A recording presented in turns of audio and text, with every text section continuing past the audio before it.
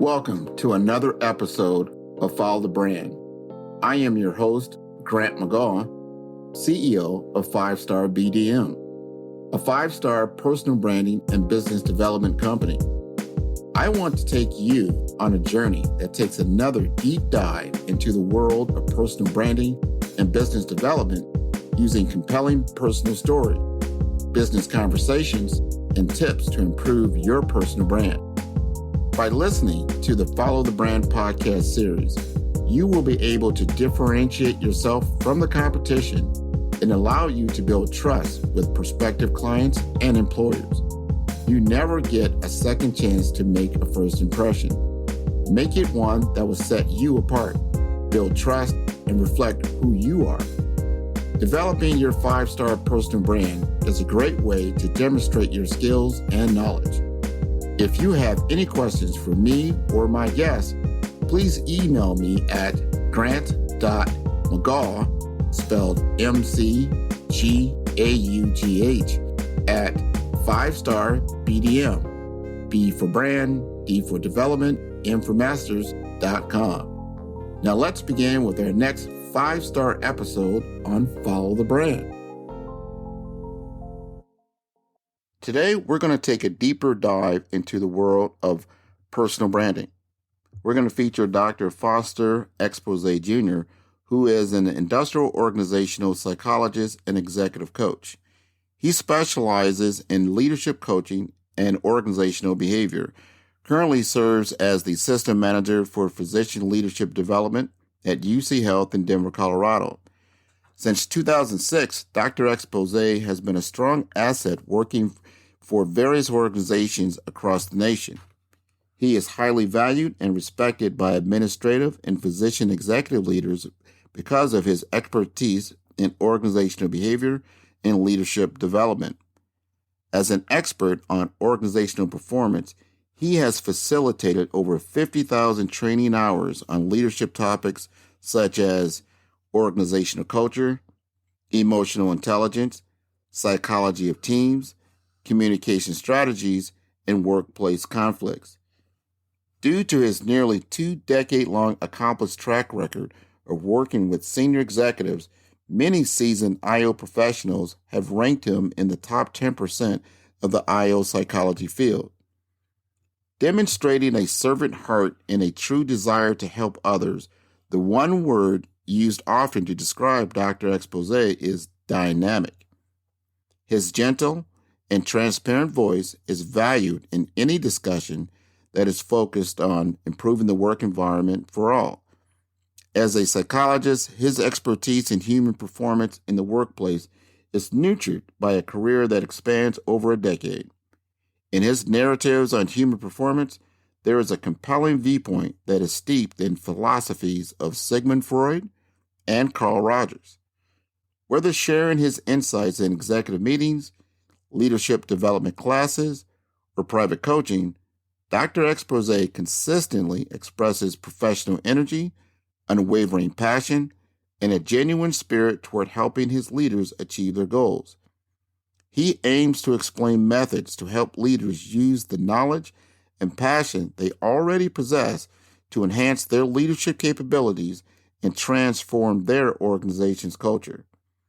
Dr. Exposé formal educational training includes a dual bachelor's in psychology and sociology, a Master of Arts in Industrial Organizational Psychology, and a mediation certification from the University of Houston Clear Lake. He also achieved his PhD in psychology from Capella University. He is a graduate from the Physician Coaching and Neural Leadership Institute, where he received certifications in physician development and brain-based coaching. He also obtained his professional certified coach certification from the International Coach Federation. In his spare time, he also enjoys photography and travel. We want to welcome Dr. Foster Exposé Jr. Welcome, my audience. This is Grant McGaw. I'm with Follow the Brand. I am your host. Today we have a very special guest. I call him my big brother, even though I'm probably about 10 years older than him. This is the way he carries himself, the way that he exudes confidence, he exudes professionalism, and he exudes a little bit of mystery. Mystery for me, because he's in a profession that I find most interesting and that I don't see a lot of people of color in that profession. He works with physicians, he works with C-suite executives, he works with individuals that you normally don't think of when you think of, okay, what is your psychological makeup? How can I make you a better leader from my position in what I do? And I have a lot of questions for Foster. I'm sure my audience does. So I'm going to make sure that I ask the right questions so we can get the most out of Mr. Foster Exposé. So without further ado, I'd like Foster to go ahead and introduce himself. Sure. Thank you so much, Grant. As you said, Foster Exposé Jr. You have to say Junior because, Foster is the original one. I'm here in Denver, Colorado with UCHealth Medical Center, where I serve as the head of physician leadership development. I am an implant, been here about a year and a half. Houston is home for me, but I was born in Mississippi, raised in Texas. So I have those strong Southern roots in me. Sure. So by profession, I'm an industrial organizational psychologist. And what we do, we have been trained to apply psychological theories and concepts to the work environment.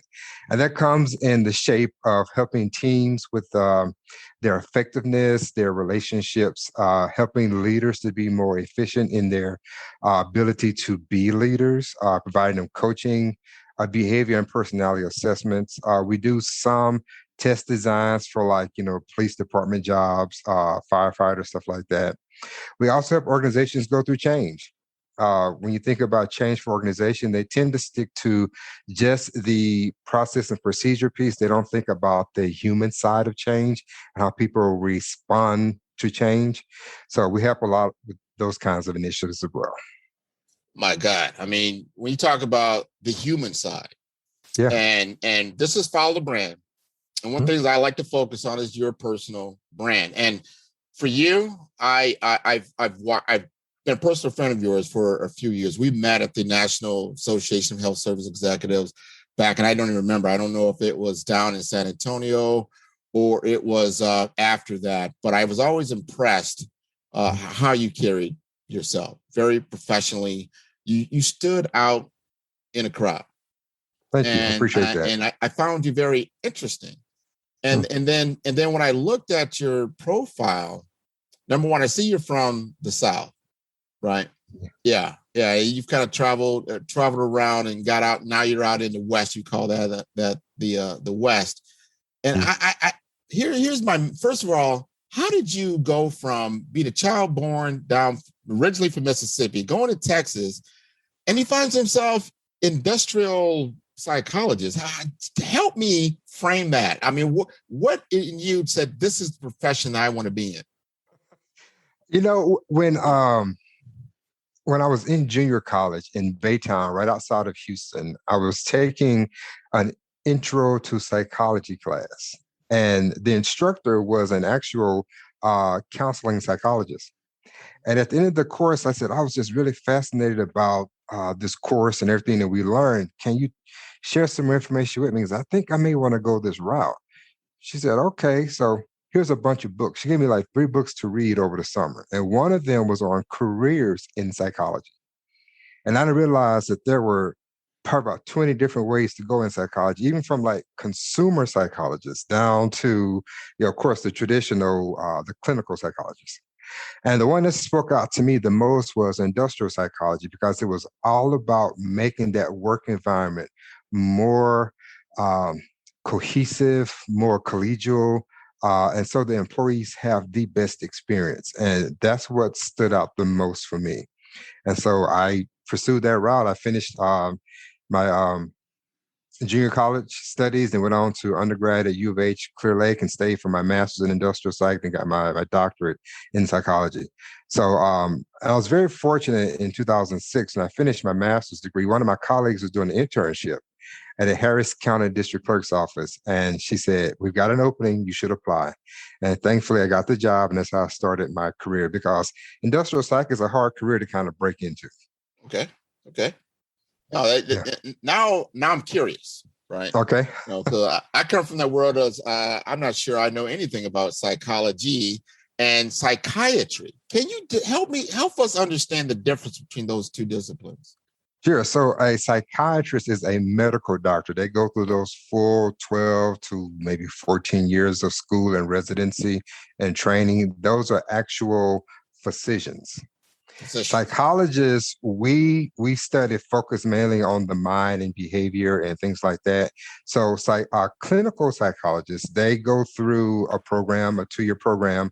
Then they have to do a number of maybe a year or so of practicing, a practicum, if you will, under a licensed clinical psychologist.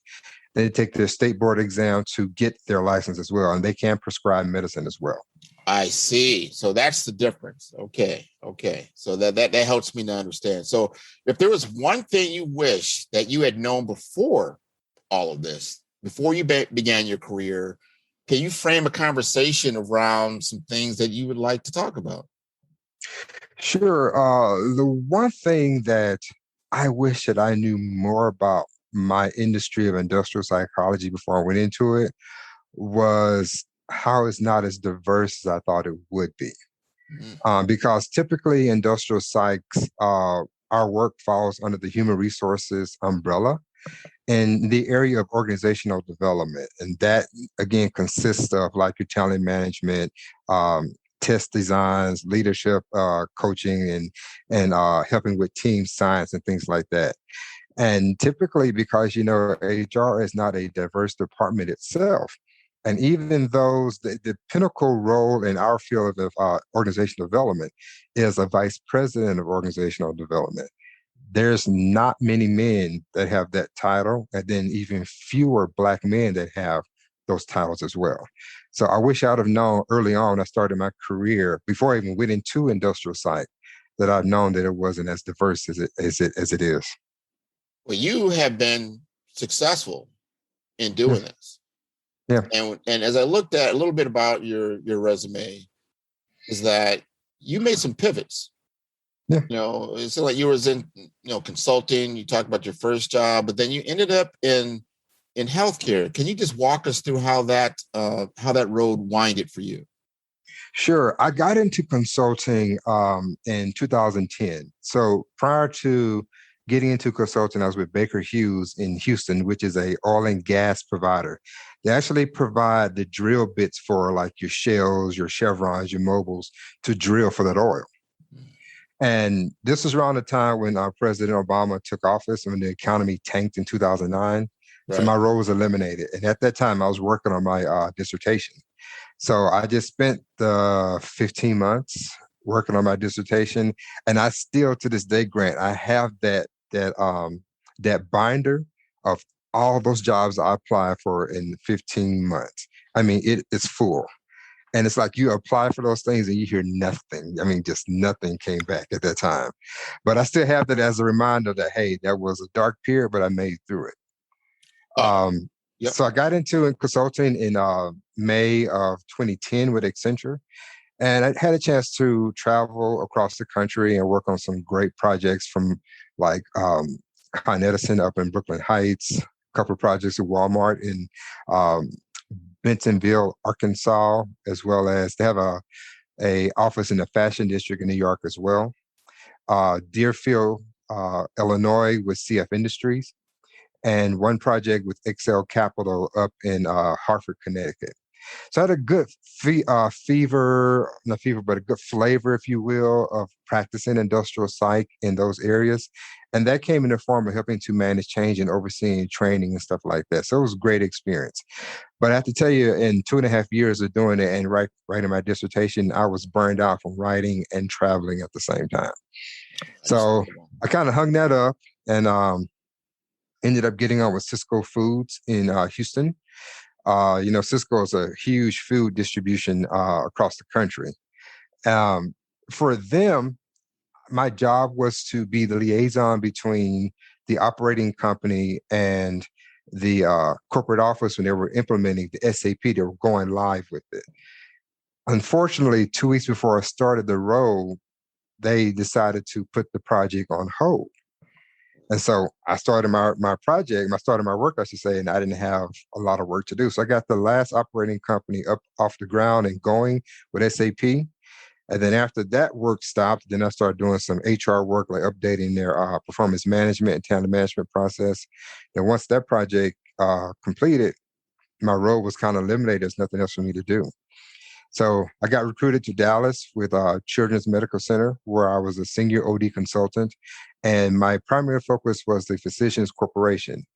And I remember when I interviewed for the job, I had like 13 interviews for that job. And it was a role where they had two new parts of the organization. So the Physicians Corporation was new, and so was population health. And so they needed someone that could handle 34 executives as a consultant. I worked with 34 executives. They were VPs, senior vice presidents, and executive vice presidents. Okay. So I remember when I sent in my resume, for some reason, I accidentally sent in the wrong one. I didn't have my PhD on there. And so when they were getting close to making an offer, the recruiter Googled me, and she called me and said, "Hey, do you have a PhD?" I said, "Yeah." She said, "Well, it's not on your resume. But I see from your LinkedIn profile, you've got a PhD." Yeah, she said, "Well, that changes everything." I said, "Is that a bad thing?" She said, "No." She said, "Because your primary client's going to be doctors and you need that PhD working with them."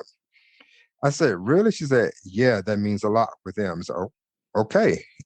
So I ended up getting the job a week later. And actually, compensation went up as well. But I would say that that's where my career really, really took off, working with physicians. Um, I think they are just phenomenal individuals for what they went to school to do, how they've dedicated their lives to taking care of others.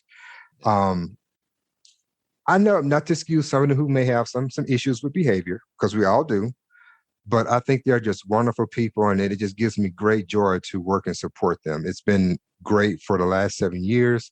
I've had the chance to create 15 physician leadership programs. So it's been an amazing ride for the last 7 years. So yeah, That is a wonderful story. You've got to look back to understand how you're going to move forward. absolutely, And I'm absolutely, sure that 15 months that you had off, challenged you. It's a big challenge. absolutely. Yeah, What you're going to do next? How is this going to work? There's a lot of question marks. Am I on the right path? hmm And that's a long time. However, you were able to survive, and not only survive, you were able to thrive in your new environment. So how would you define, because you carry your brand with you all times. I'm glad you mentioned like about the PhD. That's a part of your brand that wasn't there, that made a huge difference. So just in retrospect, how would you define your personal brand, and how has it helped to propel your career? That's a great question. For me, it's all about being as genuine as possible and being honest with a lot of integrity with everything that you do. Um, my favorite quote, I mentioned it in another podcast that I did recently a few weeks ago, is from General Colin Powell in his book, It Worked for Me in Life and in Yes. Leadership. And Yes. he says, always do your best. Even no one is looking, you are looking. So don't disappoint yourself. So everything that I do that has my name on it, I'm going to give it 200% of myself. I'm not Okay. perfect. I'm not the most knowledgeable, but you know that when you sit down to either have a conversation with me or review my work, you know that is my very best. Well, I see what you do a lot, especially your digital presence. You have a personal code. You've kind of talked a lot about that. My personal code, if you listen to my previous podcast, was about integrity. Mhm. And you have to have some hinging point, some central theme through which projects out into everything that you do. Absolutely. And I see that in your presence and in leadership. You're not going to just talk the talk, you're going to walk the walk. And I think when you're interacting with influential people, such as a doctor who has life and death, that they're dealing with most of the time, depending on what kind of doctor they are, and they're going to take cues from you. They want to make sure that you're on par with them, that you understand the situation. So I definitely applaud you for that. Now, so if you had to give advice to someone wanting to pursue a career, such as yours, is there anything that you would like to state in that regard? My first question would be to them, why do you want to pursue a career in industrial psychology? Why do you want to do that? I've had several individuals reach out to me. They have gone through another master's program. Now they're considering getting a PhD in industrial psych. And so my question is why? Why do you want to do that? Because it's not an industry that you can play in, meaning that you can't skirt around. You can't just make things up along the way. We're psychologists. We're scientists. Every decision that we make around an intervention in the organization has to come from data. I have to see data to make the best recommendation. Like, for example, when I provide leadership programs to doctors, I've provided them with a skills assessment that establishes the baseline of how they are currently performing against like their job description or a success map. Right. And then once I have that skills assessment that's been mirrored, that's been created that mirrors that, they respond to those questions, and I get that qualitative and quantitative data. Then I'm able to deduce to say, this is what needs to be in your program. Here is where you need development. I don't just throw courses at doctors. It has to be something that shows they need development in a specific area. Because once you provide them the intervention, you can come back a year later and take that same assessment. Have we moved the needle on your performance? Right. So as a psychologist, we need to understand, and anyone wants to come into this industry, we don't make any type of recommendations without seeing data and doing our due diligence to understand the issue. Now, is that how you gain the confidence of the individual that you're working with? Because I would figure someone that's a high-performing executive, and whether they're a physician or in the C-suite, and you work with a number of them, they come with their own set of values. They are probably very, very adept in certain areas. And then you've got to pull out the Achilles. And they've got to respect your assessment. That of itself has got to be challenging. At the same time, you've got to be very, very adept at human psychology to understand how to approach sensitive subjects. Yeah. And that's a great question too, because sometimes you have a leader call you and say, we are having behavior problems in the team, or we're having communication problems in the team. What does that mean? I just can't take that as, okay, this is what needs to be fixed. Yeah. I need to go in and do my research. I need to look at what have been for the past 5 years. What are the performance scores for your employees? What are the turnover rates? What are the engagement scores telling us? Let me do some think tanks with your employees to get more of that qualitative narrative. So now I can come back and say, after I've done that and peeled back the layers of that onion, here is what I found. It's not a communication issue. It's a whatever the issue is. And then working with senior executives like that, they like the fact that you do that type of research and write that report. And then, okay, here's the problem. And sometimes that's where you get into, Grant, we call having those difficult conversations. Yes.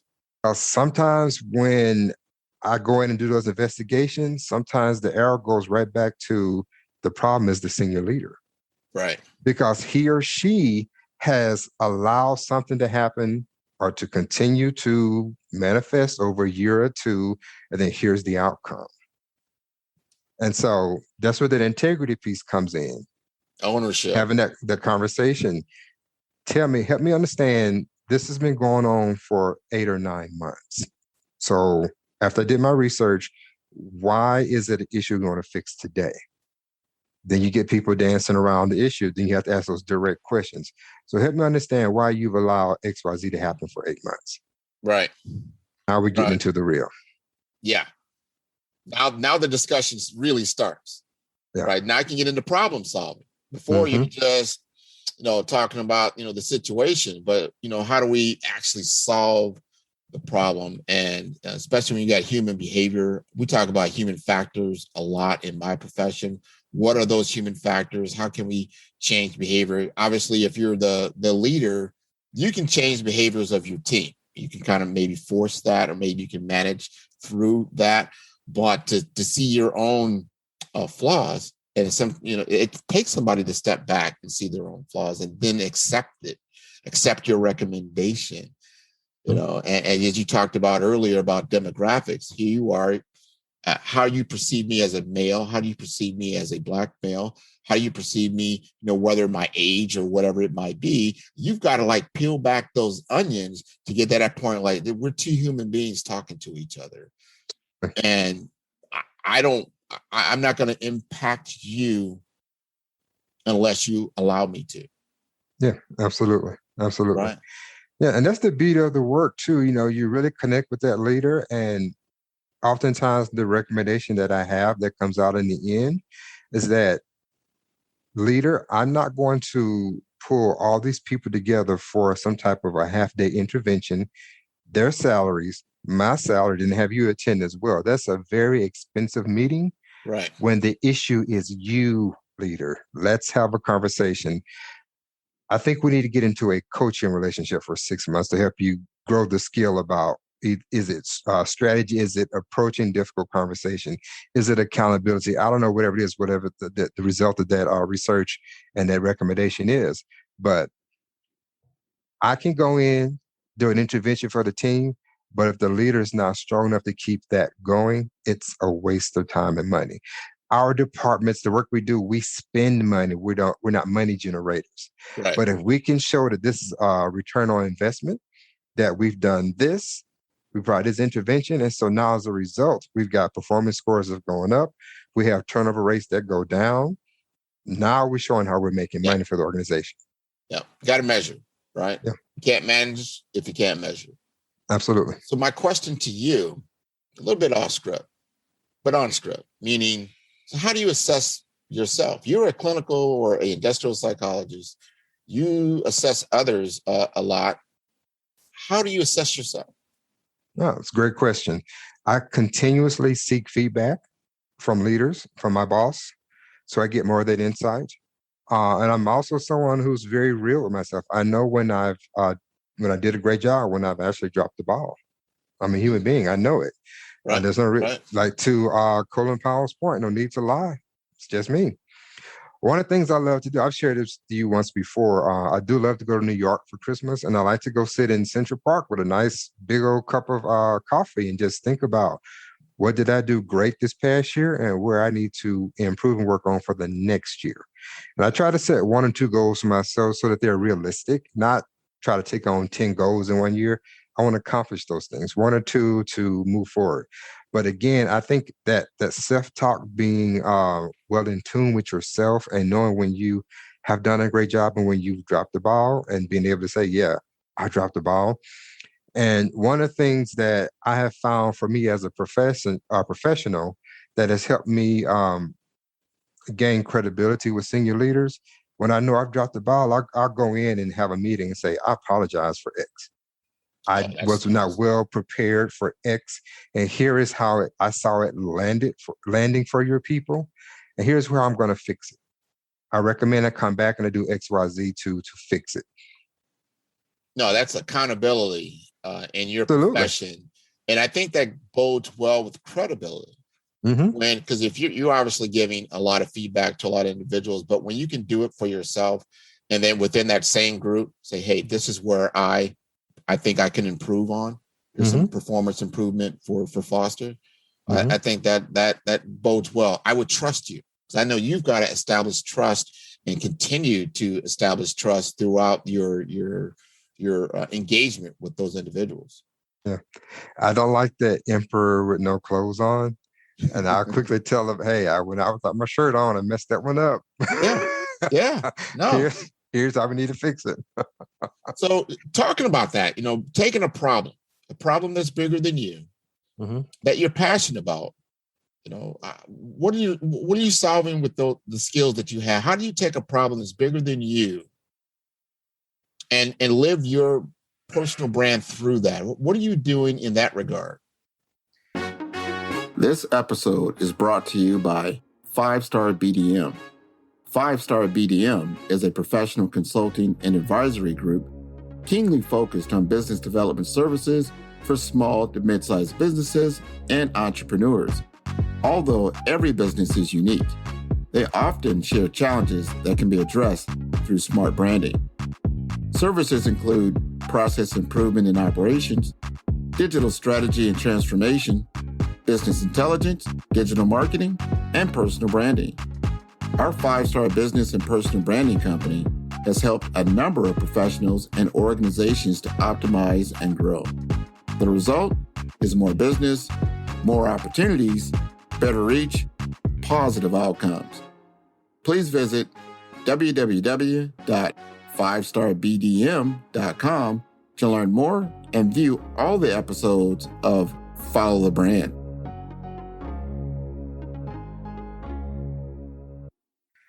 Grant, that's a great question. Oh man, there's two, but I'm gonna try to keep it down to one. But there is really two. Yeah. One is to help grow and change the narrative of Black men. That's my first thing that's a huge problem, I think, across this country. I'm just going to be completely transparent. I don't think Black men have had the chance to be seen or just be human beings.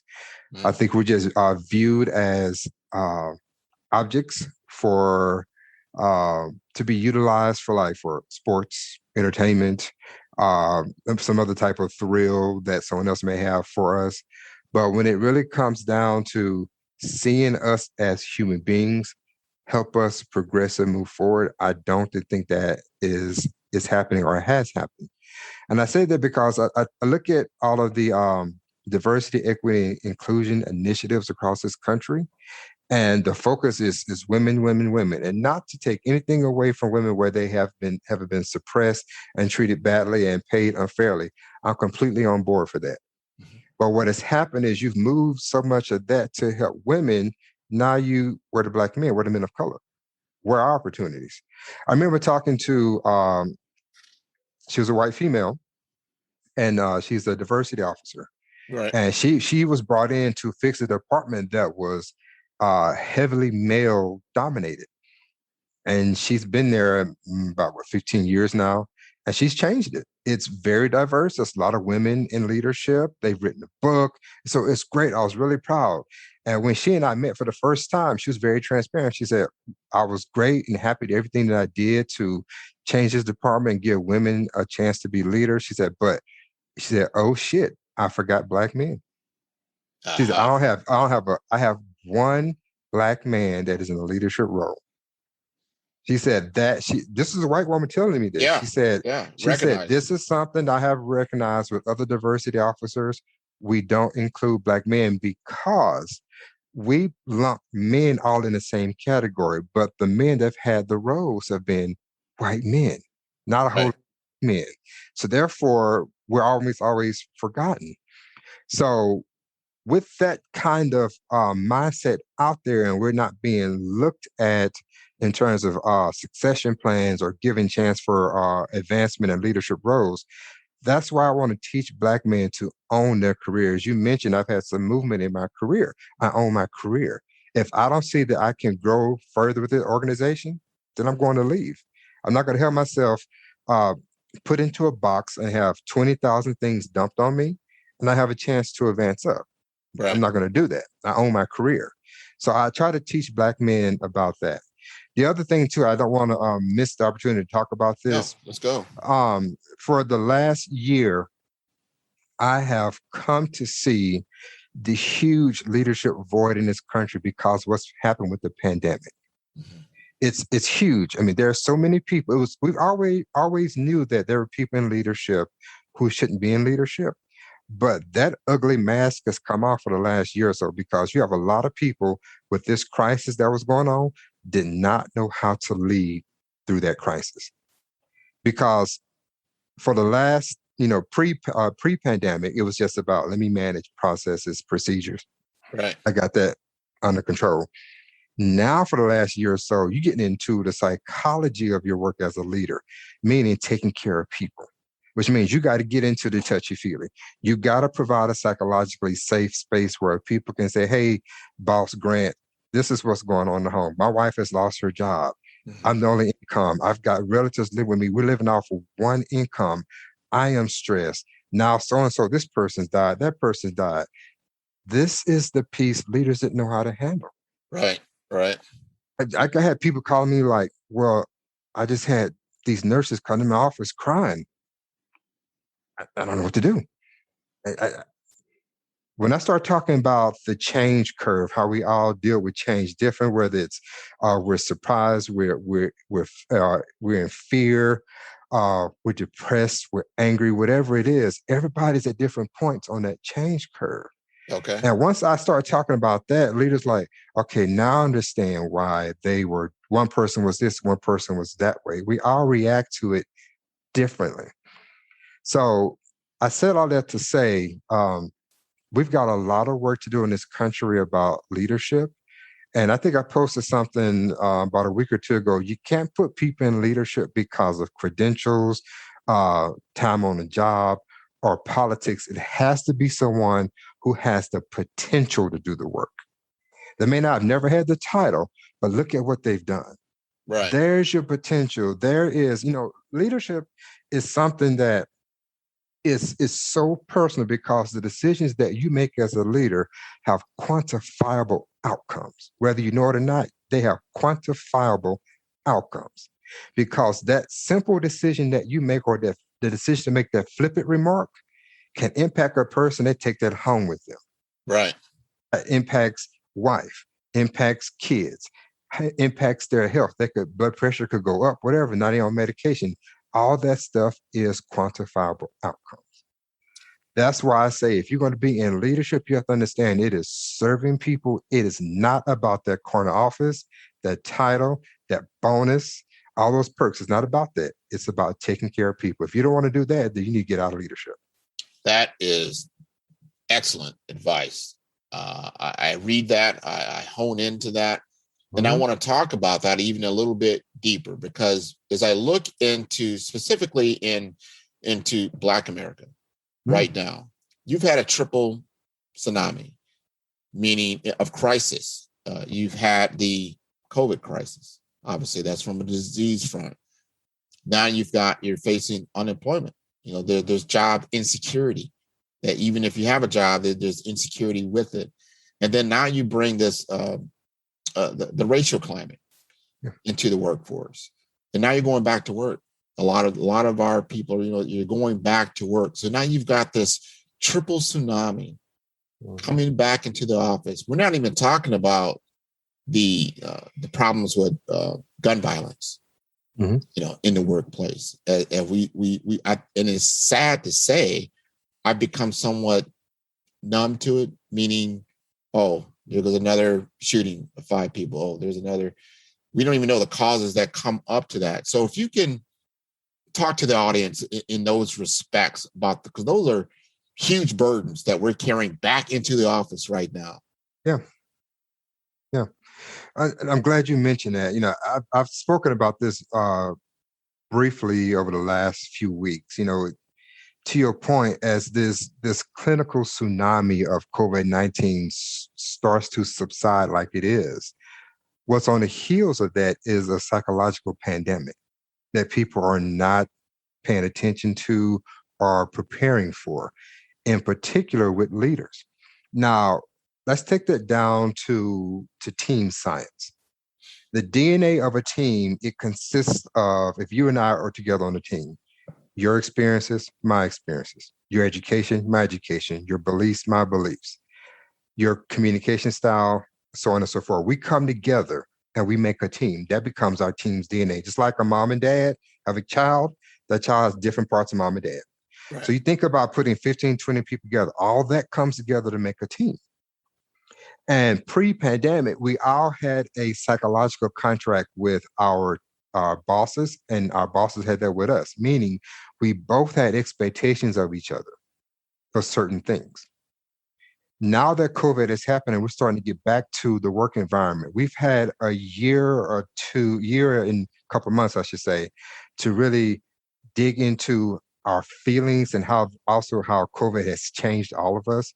So now, to your point, as we're coming back to work, I need a new psychological contract for my boss. Yeah. Meaning, I need my boss to be more caring, more empathetic. I need you to see me as a human being, because everybody's thoughts are, you got your 2 shots, go back to work, you're good to go. No, I'm not right here inside. For me personally, I haven't seen my mom since Christmas of 19. So Right. that is getting to me, but no one's asked me about that. No one has said, I've had a couple of bosses that have asked me, how are you doing? I know as soon as you got here to Denver, the pandemic happened, you were stuck in your apartment by yourself for over a year. Right. So I've had some great bosses at UCHealth that have asked me, how am I doing? How am I feeling? Can I support you? What do you need? Can I take you out to eat? I've had that. So that's been great for me. It's been really great. But then there are some other ones as well who don't really ask their employees about that, or understand that now people coming back to work, we need something different. So aside from that, more the human side of it, we're needing more of the flexibility in the work environment. So I've been working from home for a year. So why do I have to come back and get my work done at home? Yeah. So many employers now are offering work from remote now. Even some are saying out of state, you can do it. So that's that new psychological contract that people are needing, because especially if you are a parent and got kids, it's been great now that you can take care of your kids and just walk from the bedroom to the next room and go to work in your pajamas and take care of your Right. kids. Now I got to go back to work. So people need something different. And we have to understand, leaders have to understand your employees are different. So as they come back, and then when I talk about the psychological pandemic, how everyone has experienced COVID, how they're hurting on the inside, that is something you need to really pay attention to, because I think so many employers, and I understand we have to, because businesses are businesses, we have to make money, but you got to take care of the people that are producing the product so that you can make money. Absolutely. You just can't gaze over the last year or so and think it was, nothing. You have to pay attention to that. You brought up some amazing points, and I think about relationships, especially the individual at home, and not only that individual, their family setting, because you've built a new relationship even in the home setting. Mm-hmm. Yeah. With kids seeing their parents probably for more than they've seen them in a long time. That's created a whole new dynamic. Mm-hmm. And there's Yeah. a lot of change, Lo. So you can't expect this person just like you flip that switch off in February of 2020 and flipped it back on here. Now we're in June, 2021, and expect the person to be the same. No, there's been a lot of change under the cover. Absolutely. You're not aware of. So I like the way you said, why don't you just step back a little bit, allow this person to tell you their story. Yeah. What has been happening with you for the Mm-hmm. last year that I probably am not aware of? I started a job about a year ago or so. I've never seen my boss. Never. I just got actually business cards, for I was like, I never needed them. I'm like, what? I had to go out and I had to go to a golf tournament. And I was like, wow, I don't even have any business cards. This is stuff, like, this is how change. And sometimes you don't realize how much change has really gone on until you begin to re-engage Absolutely. like you used to. And then you start to say, oh my God. Mm-hmm. And then you start to, for me, it was a lot about, I didn't realize the potency of social interaction. Yeah. The physical side of that. You Mm-hmm. can do so much. And I love virtual. It gives it's a different dynamic. It's not the same as being in person. You're not going to pick up the same things. And then now you really realize the value of having that kind of just presence. Mm-hmm. Of just presence. Yeah. And then what you said, the emotional presence. Because I'm sure people, and I hope the audience, as they listen to this and they think about the emotional presence, Can you bring your whole self into the situation and realizing as you reflect on the last year and a half and all the things that we've had to absorb and then Yeah. now interact with people as if it's normal, and it's not. It's not. So now you got to have some different conversations. Yeah. Yeah. Absolutely. And that's where we're finding that we have leaders who don't know how to do that. They Yeah. don't know how to have those difficult conversations. They don't know how to create that psychologically safe space Space. environment. Yeah. That's therein lies the challenge because again, they've been hiding behind just managing processes. Right. Now you've got to be real with a complete situation, because just like in a car, you've got four tires. If one of those tires don't work, it goes flat, you're not going anywhere. Yeah, Right? absolutely. And you got to know how to fix it. And if you don't know how to pull out a spare or whatnot, or what it may be, and there's a lot of change that's going on. But like I said, that uncertainty that's in the environment right now, especially in the work environment, it's got to be at an all-time high. So getting back to what this whole conversation really boils around the personal brand and how to assess yourself. I love how you talked about in New York that you step back and you do a true assessment of yourself Mm-hmm. and take a look at your own SWOT analysis. Yeah. And understand, you know what, I do have weaknesses in this area, and own it. And then what are you going to do to improve upon that? Yeah. Yeah. That's one of the things I enjoy too in those very intimate coaching conversations. I'll say the last 5 months I've been working with a few physician leaders in the coaching capacity. And what I love about them is that once there's trust with you, they Yeah. really open up and talk about it. And they are the ones I've worked with, I should say, they're such genuine people who want to do a great job as a leader. Right. And so they take in information, they come into those coaching sessions and they do the work. They do the work. So I've just been completely impressed over the last 7 years of working with them as leaders. I think they are phenomenal. And I do have some administrative leaders I work with from time to time. Over the last 7 years, I should say, in healthcare, they will come in and do the work, but I get more of the dedication from a physician. They want to do that great job. They really understand that I studied medicine for 12, 14 years. I haven't really understood this piece around people and leading them. I Yeah. want to cultivate and grow that skill. So been very impressed with them. Well, let's talk about in your world, what in your life do you have a passion and energy for that has become a part, just a big part of your personal brand? It's I did an event back in February called Metamorphosis, Yeah. which is my brand of coaching.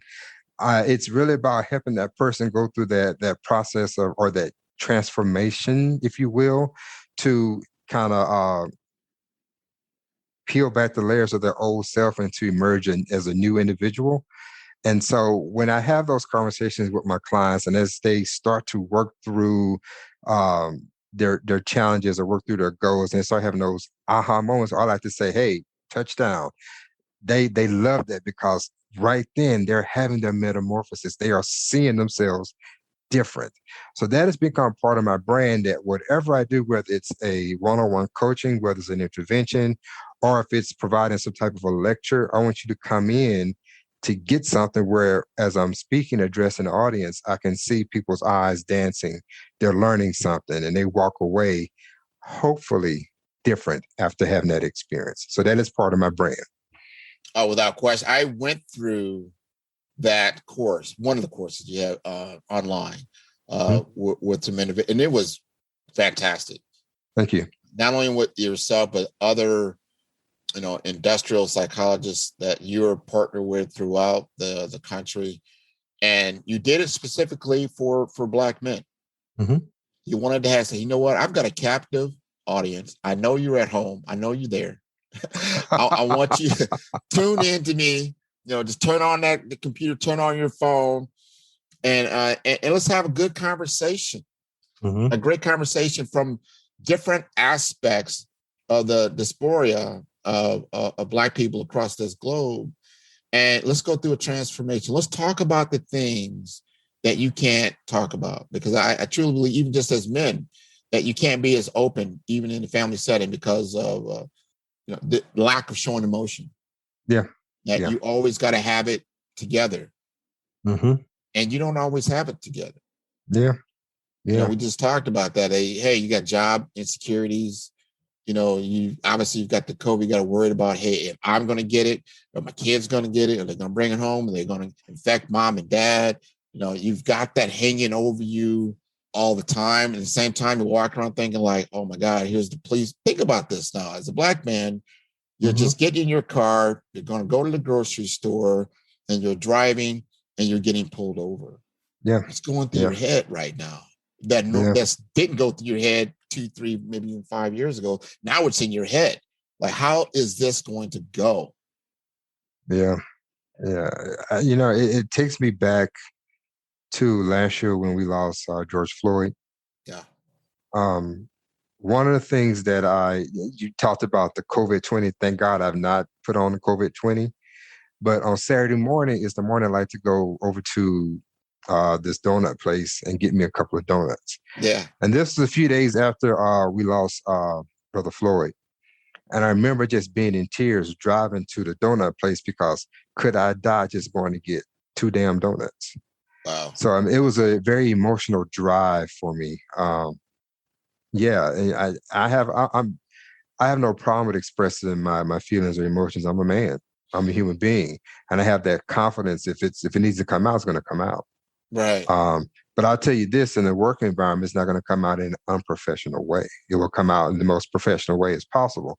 But amongst my friends, and I've spoken about this before with other Black men, I always say, if you don't have at least 1 or 2 guys in your circle that you can be real with and be open and vulnerable and cry, you need to change your circle.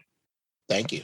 Because those 2 people will give you the real. You should always have 1 or 2 friends who are going to give you that true feedback and also be your quote unquote port in the storm. If things are bad and get to that one person, then you've got a good friend. Oh, that's sage advice. Love it, love it, love it. And I want to, because you're doing a lot of things. Like I said, you are not just working at UCHealth. Yeah. You're doing a lot of different things. And I want you to have the opportunity to tell the audience what you're doing, how they can tune into you and get more of your coaching. I've gotten some of that coaching, and I'm like, man, I love it. I think I'm getting close to my PhD, but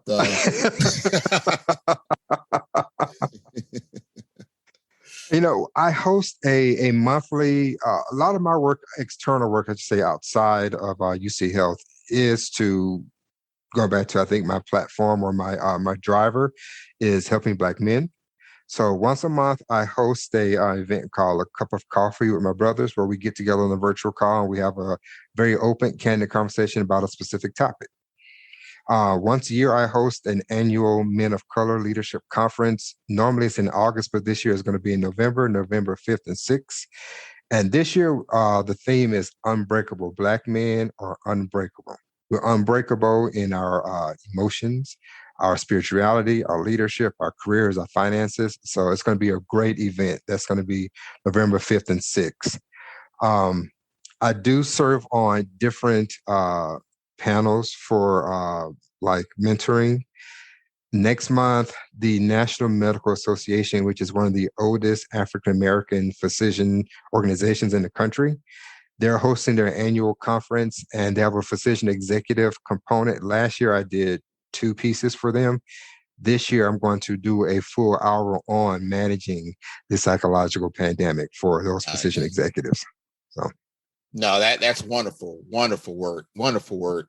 And if they wanted to get in contact with you, is there an email address, a website? Yeah, so you can contact me at coach@drexposé.net. Right now, my website is in the process of going under reconstruction so it can be updated, because it was created about 4 years ago. It's time for a huge facelift, so working on that. So that should be up and running, fingers crossed, by early July, so they can reach me at drexpose.net. You can follow me on Twitter under Foster Expose Jr., or either connect with me on LinkedIn under the same name, Foster Expose Jr. And I encourage everyone to follow Foster.